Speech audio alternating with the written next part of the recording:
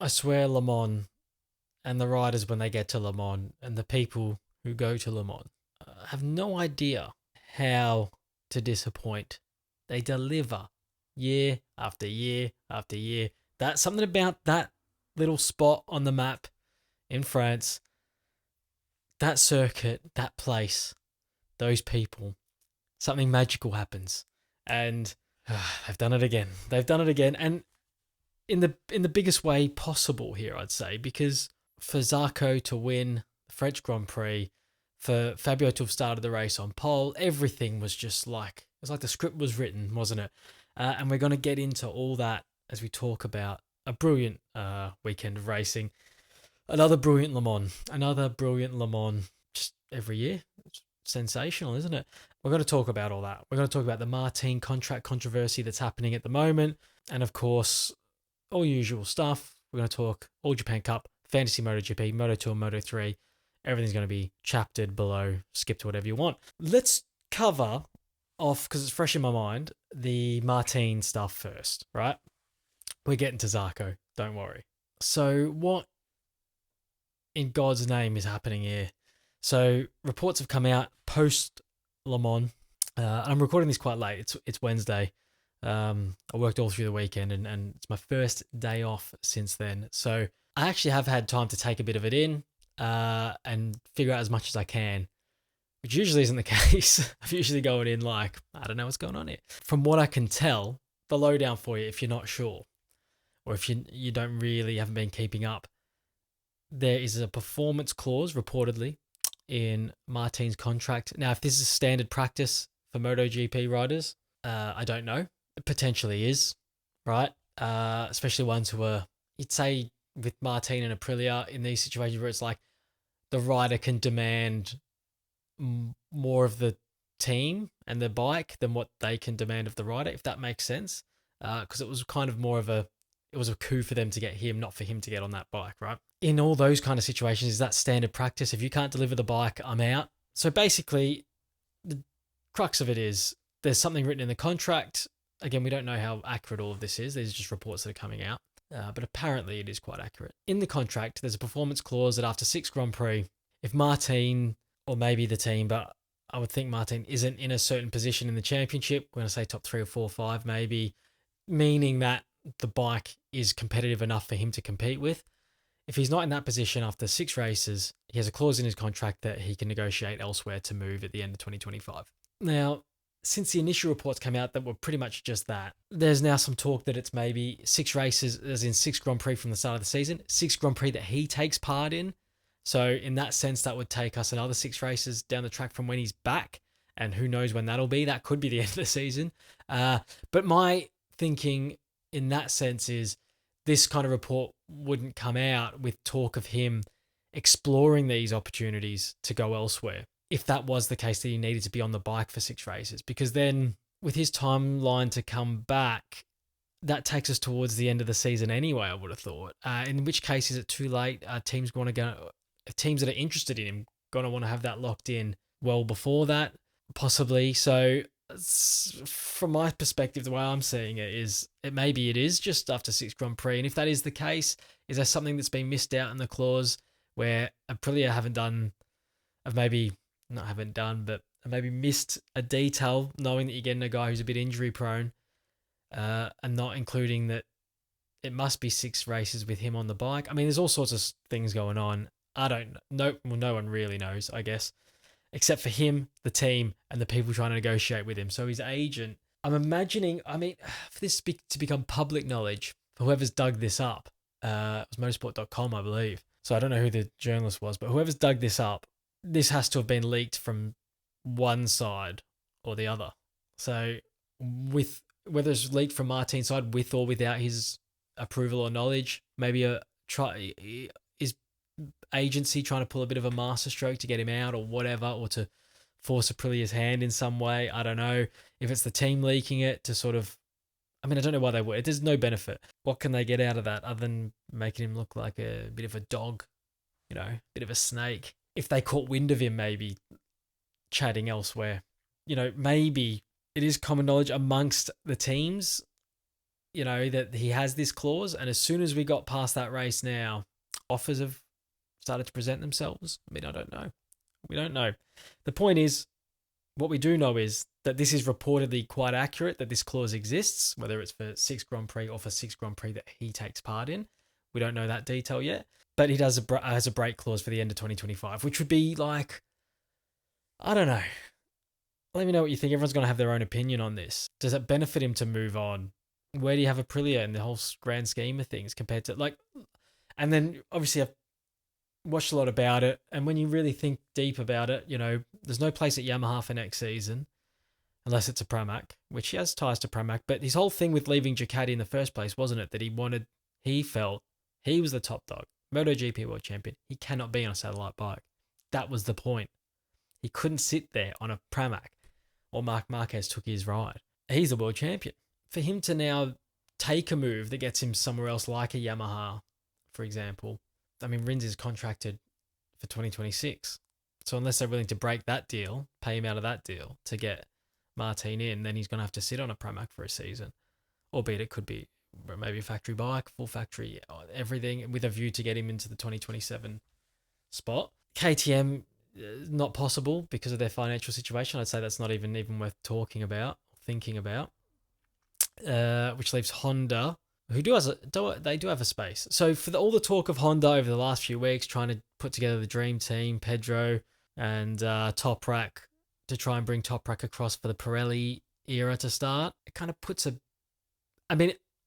still kind of can work that way, but your idea of getting Toprak and Pedro are done now. So you got to decide, do you want Pedro and Toprak or do you want Martin? I think they'd probably take a MotoGP world champion over the other two. I think Pedro's your best case for maybe like we'd rather have him, but you can still have both because once Mir's contract's up, you can try and tempt the other one. Pedro's still got a year on his deal anyway. So by the time he runs out of his deal, Mir runs out of his deal for 2027, you can then get him across and partner Martin. So that's the only move that could possibly happen in my head, unless he wants to go back to Ducati. But again, this whole thing would have been for nothing. And he spent a year not defending his world championship for absolutely nothing. So I can't see that happening. And Honda has deep pockets. This is the biggest company on the grid, really, isn't it? It must be. Yes, I'd say it is. Deep pockets. So which way do you see this going? Look, all I know is every time we have an unthinkable silly season, like the big one was Mark away from Honda. Will that ever be topped? I don't know.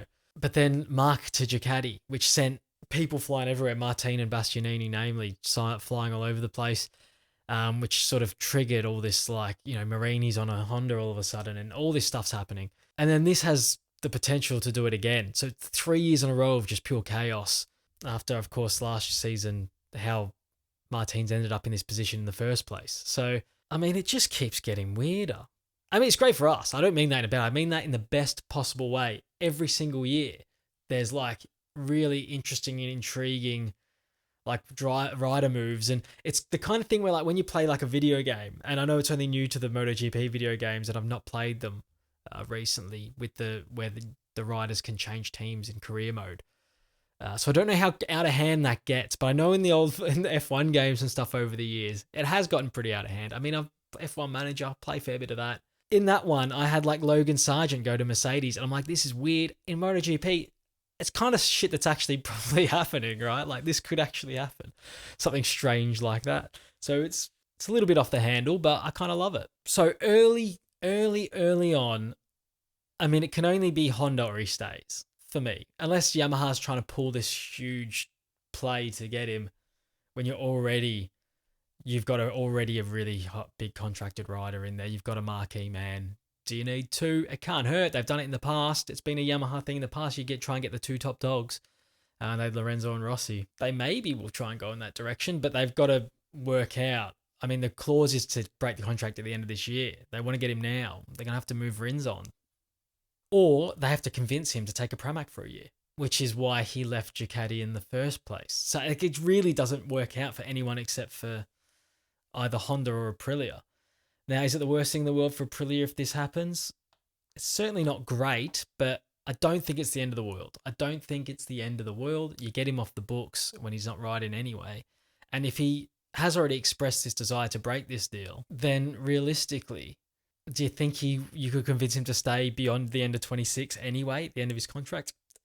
Probably not, unless you've just given him a world championship winning bike. There's no way you're keeping him. So for them to hold on to him for another year with knowing that he's probably going to leave at the end of 26 anyway, almost feels pointless now that this has already come out. If this is true, if they've sat down with him and he goes, I intend to break the contract, or not break the contract, that's not what happens, to induce the clause, I guess you would say, to get out of the contract and go elsewhere, then what's the point of you? You may as well let him cut tires, because you get another year out of him. Now, in fairness, that year that you get out of him could be a world championship. He's got that in him if you can give him the bike. Maybe for them it is worth keeping a talent like that for another 12 months if you can force him to stay or convince him to stay. Realistically, it's not going to happen. So you're better off just being like, well, now that we know deep down you actually are going to leave at the end of, there's no way we're going to be able to extend your deal at the end of 26. Absolutely no chance. So now you may as well fuck off. And then again, this is where it becomes a silly season. It's a very silly, because then the rider market goes into chaos. Aprilia have a factory seat to fill. Quite a good seat. I'd still say quite a good seat, because you have to imagine if Martin, no injury, was on that bike the whole time with the results Ogura's getting, you'd think he'd be at least doing what Fabio's doing now, like jumping himself on the front row, the odd podium, stuff like that. You'd think he'd be pushing that bike to an extent. We know Bez is still struggling a little bit, which I am surprised about. But there's something there in the bones that is all right. So that's quite a plum ride, I would have thought. So then, what happens then?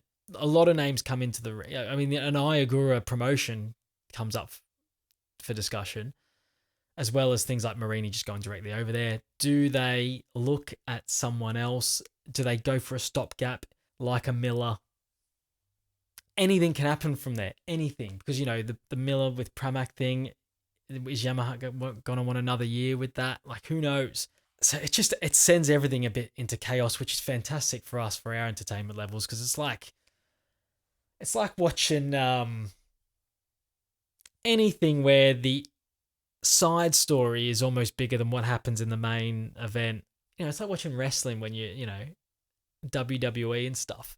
Sometimes the actual wrestling is be like, whatever. The storylines are great. Undertaker and all that, His brothers come along. He's almost burnt in a house fire. Kane, greatest wrestling storyline ever. It was more interesting when they were actually fighting, was when there was like shit going on in between the matches. That's what this is like. We've got a man's soap opera happening, Or, ladies like it too. But, that's what it's like. So, yeah, that is just me trying to wrap my head around everything that's going on at the moment. It is so interesting. I think this is potential to go nuclear, this one. And it almost already has, because you pretty much means he's out the door, right? If this is already coming out. Someone's leaked this to the media. And I imagine that leak doesn't come from Aprilia because it's quite embarrassing for them. So I can't imagine why they would be interested in that news being public. So it's definitely come from Martin's side somewhere. Or the other thing is if say, for example, it is Honda that's making the play for him. Someone from that side leaked it to put the pressure on Aprilia to be like, well, you may as well go then. You may as well break the deal. That's something I hadn't considered until just this moment. That's why you got to talk these things out. New stuff comes to light. Okay, let's talk about the man himself, Johann Zarco, who does come into the Martin discussion, actually, because you'd think without Martin stuff coming to light, he's odds on to get the factory ride with this sort of stuff he's doing this season. But if Martin wants to go, then he just doesn't get it. He never gets it. He never, ever gets it. And at his age, it's difficult for him to get opportunities like that anymore. But a French Grand Prix winner now, Johann Zarco, in what was, chaos is the word that you hear thrown around. It was chaotic. It had all the hallmarks of where were we not long ago, where we had the issues with the guys coming into the pits, the end of the thing to swap bikes, and then all that shit happened again. Where was that? Go through me fucking book. I don't have notes for every round here. Someone told me in the comments, which race was that? That was this year, wasn't it? And they all come in. And the guys, yeah. And Vinales was the US, wasn't it? Vinales had to try to push his button, and then they cancelled the start and all that. We had a kind of refined version of that where people knew what they were doing happening this time, where all these guys coming in knowing they were copying a long lap, thinking the rain was going to start again. It did for a bit, and it stayed a little bit wet, but it cleared quickly. Now, the people who took advantage of that were the guys who stayed on the wets. Johann Zarco, one of them. It's what won him the race, right? So once it got wet enough again, his tyres was he on the mediums or the softs? Wets, doesn't matter. Kicked in, and he went straight to the front. Now, on that, someone else who I thought he was going to do it again. I thought it was a second French Grand Prix victory coming for Jack Miller because he was ahead of Zarco at that point. But you can add this one to the list of stay on the bike, Jack's list of if you stay on the bike, you win the races. Perhaps that's what would have happened. No, known to be a better weather rider than Zarco as well. Maybe in this situation, if you broke it down with how much Zarco won by in the end, maybe he would have got, and the desire to win in his home Grand Prix, he maybe would have got it better of Miller. Who knows? Maybe the Honda's better in that situation than the Yamaha. I don't know. But Jack was ahead of Zarco when he went down as they were making their way through the field as the track got wetter. It got to a point where Zarco has won that by a long way. He's won that race by a lot, right? So obviously Mark chasing, came in for the tyres, all that. We're going to talk about the first corner incident as well. The third corner incident anyway. Came in, changed, went back out, stayed on his bike like many didn't do. A lot of them got unstuck like Fabio. I think that was before the stops. So while they were still on slicks on a track that was greasing up. For his efforts to argue with the track marshals, Fabio has been given a 10-minute delay in practice 1 at Silverstone. Someone will have to tell me how harsh of a punishment that is because I'm like, all right, fine. He probably spends at least 10 minutes in the garage every session anyway, but maybe not. Maybe that is a bit of a disadvantage. And a €2,000 fine or something like that, like out of his €12 million contract. So yeah, it's not going to hurt him either. It's like me giving you 30p. So while we're talking about Fabio, I want to point out, didn't go his way in the Grand Prix. He had a decent sprint. He had a good sprint, actually. He fought and he scrapped very well on a bike that is just nowhere near the Ducati. But fought and scrapped, fantastic. The pole position was so awesome. That's elite. That's why I still think he is maybe, if like Mark's like a A++, he's an A+, and then there's maybe an A or 2 in there and the rest are Bs, right? That's why I think he's up there. That pole position is an insane get for him at home. And then the circumstance of the race, the way it played out, just is what it is. Didn't get the job done. Unlucky. The one person I did want to point out was Furman the Vermin, Aldeguer. Do you have him down as a potential second place getter putting more pressure on Zarco than Mark did? Do you have him in that category? What happened to him? He stayed out longer. He stayed out longer before he went on wets, like an extra lap, I want to say, than Mark. I mean, on the day, he was so quick come the end of that race that on the day you think maybe Mark will always find another gear and whatever. Probably, right? But you have to say, he was absolutely excellent value for second place if he pitted a lap earlier or 2. You know, he stayed out too long on the slicks. Yeah, just I thought I'd bring that. I thought he was brilliant. And he's really finding his feet now. Really is starting to motor along. 2 podiums for him this weekend, the Vermin. Do we have a talent on our hands? Possibly. And I don't think you can underestimate the value of Frankie Carchetti here, because did it with Digi, doing it now with Firmine. This guy's like some kind of rookie whisperer. I mean, it took him a lot longer with Digi, but they got there in the end. And here with Aldeguer, he's starting to really find himself further, having much more of a say in the results of these Grand Prix now, I think. Interesting championship ramifications here where Mark once again takes a stranglehold on everything, because the first slip up for Alex, DNF here. He was running, I mean, I don't know where, near enough to the front. Was he close enough to the podium there, I want to say? Or was he dropping back at that point? It was very cold. I can't remember exactly where everyone was when they crashed. There was a lot of guys go down. But he did throw a heap of points up the road here. I mean, it's round 6. We've stuck a fork in it 4 times until now. You know, Mark's done it. It's over. Championship over. Is this it now? This might be it now. You feel like Alex literally, to beat Mark Marquez in a World Championship fight on this bike, you probably need to finish every race on the podium at least. So once again, stick a fork in it. Speaking of things like that, a no point score for Pecco as well after an incident at turn 1. Remounted, ended up 16th, so got nothing out of it in the end anyway. A lap down, I want to say as well. So now we'll talk about that incident at the first corner because it took down Mir as well. Obviously, Mir usually we have a chat about in the All Japan Cup, which is coming later on. It was interesting because if you watch it back, absolutely crazy because one man in that incident who massive contact was made with and somehow got it through the gravel and out the other side on 2 wheels was Johann Zarco. Went all the way to the back and he's won the race from there. I know things worked out for him circumstantially, and that's why I say, like, Jack Miller, if you stay on there, you're probably winning that because Zarco had been shunted across the gravel all the way to the back of the field and worked his way through to win the race just by being on the right tyre. Jack will know what he's let go there. I keep referring back. I'm Australian. I'm going to keep going back to that, right? But yeah, it just made it even more incredible. I didn't realise he was involved in that incident till later on, and they mentioned it on the commentary, and I was like, yeah, when they showed the replay and stuff, and I was like, geez, he's going to win it after that happening to him. It's crazy. Excellent. So much going on. I mean, Pedro Costa, did he crash on the last corner and then still just remounted and came fourth? Yeah, it was just one of those races. I'm not going to be able to cover everything here because there's too much going on. I mean, I didn't even cover Bastianini doing like 4 long laps, and he's got another one coming now for Silverstone. He's going to have to serve one, I'm pretty sure. Because I think he was the one that caused the chaos at turn 1. Turn 3. I always say turn 1. Turn 3. I think he triggered all that. Did he? I want to see it again. I'm all over the place on this chat. He did. He went, oh my God. Yeah, he just took him out. Oh my God. Yeah.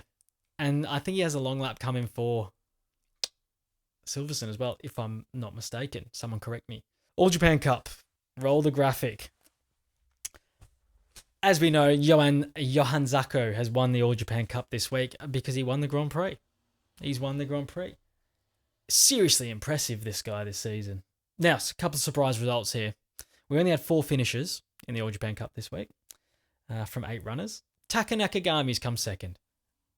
Debut for the season in the All Japan Cup. I bigged him up last season in the All Japan Cup over saying his finishing of races and his consistency meant that, yeah, he was scoring a lot of points. He's just racking up a point here and there. That's what he does. Here, 6 points, 1 race. He's moved himself ahead of many other people in the All Japan Cup this season. And we'll get into the standings in just a sec. So he was second. Luca Marini keeps racking him up. 3rd place, another podium in the All Japan Cup for him. The guy just finishes races. Aprilia, are you watching? Alex Rins 4th, and then DNFs for Oliveira, Jack, Fabio, and Joan Mir. So how does that look in the championship of the All Japan Cup now? Johann Zarco, 44 points, streaking clear now. Is that 17-point lead? I think it is. Marini on 27 points. Fabio stays on 23 points after his win last time out. Jack Miller stays on 18 points. It's 2 non-scores in a row, I want to say, for him. Yep. He was right in it. Rins on 16. Taka Nakagami goes up to 6th, ahead of many full-time riders. When I say full-time, I mean only one of them has been in every race, but they're technically contracted full-time riders. Mir on 6 points. Augusto Fernandez on 4. Miguel Oliveira on 3. He was a chance to score this weekend. He was in a pretty good position.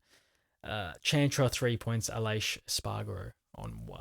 And that's your All Japan Cup for Le Mans. Fantasy MotoGP. Yeah, man, getting through it now. Keep an eye on my channel from now on. I've got 1 boost left, right?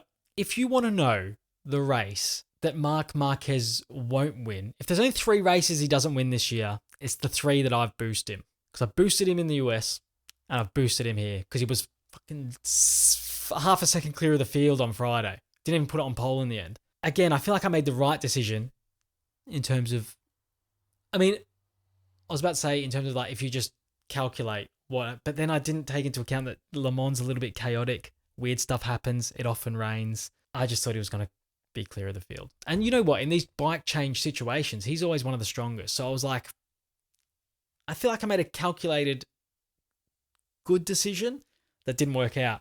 Same as in the US, right? So if you want to know which race He's not going to win next season. Stay focused on the channel. I posted it here and on Twitter and on... That's it.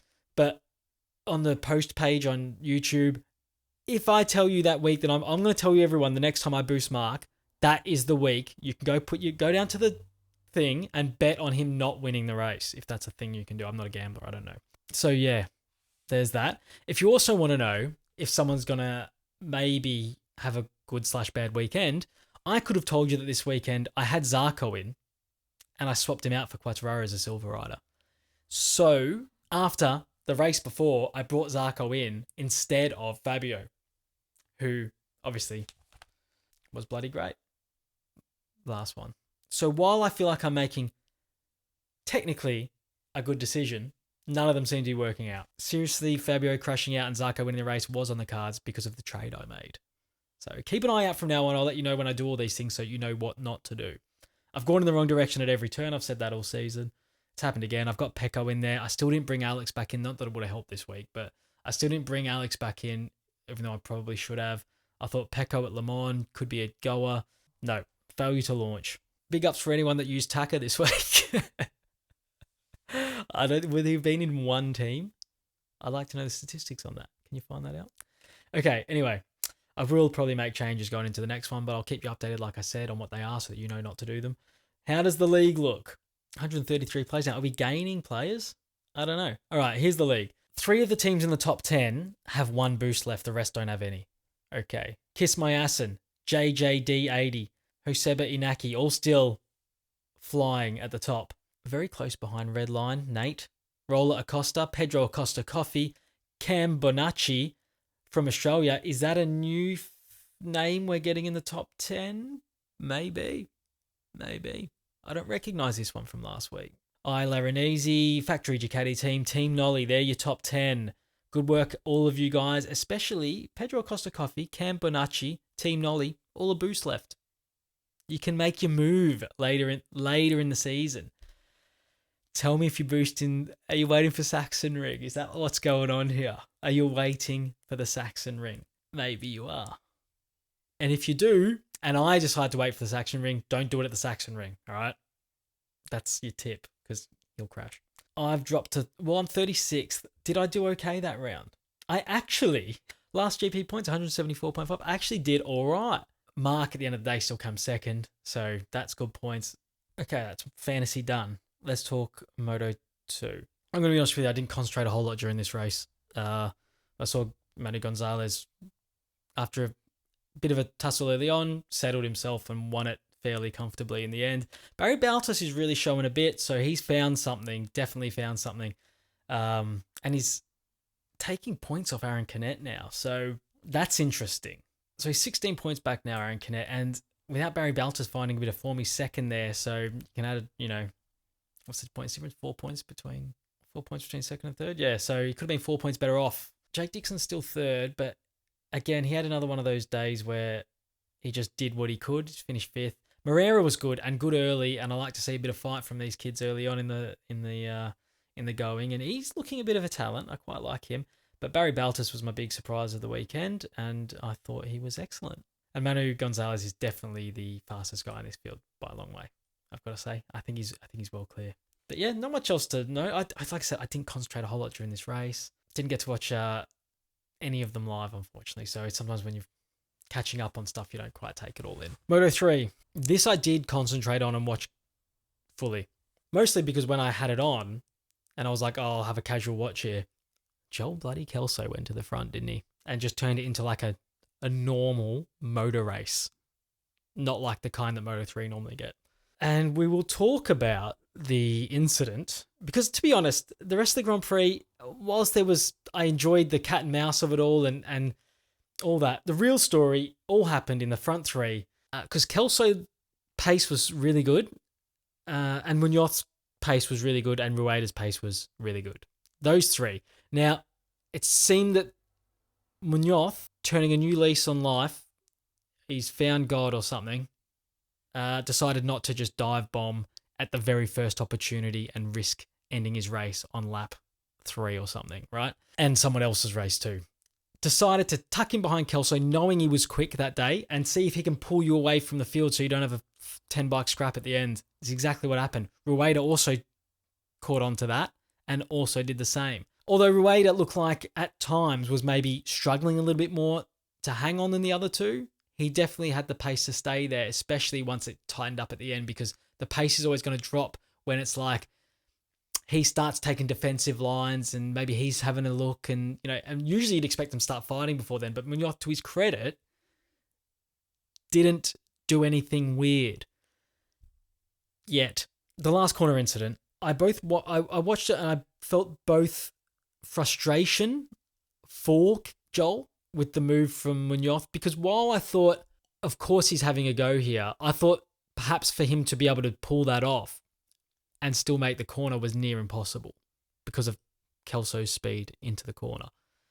Because he did take a normal line. It's like a qualifying line from Kelso there, which I'll get into. So in that sense, could Munoz have sat there and gone, I've left this too late. I've actually left this too late. I've stuffed up. I'm going to have to take my medicine, make sure I don't end up third here. Because a lunge from here now is not on. He made the lunge anyway, because of course he did. Made contact with Kelso. They both go off the road. And then Rueda comes through to win the race. The positions later get swapped where Kelso ends up second and Munoz third on a steward's decision, which I do think was fair enough. Do you want to be punishing that?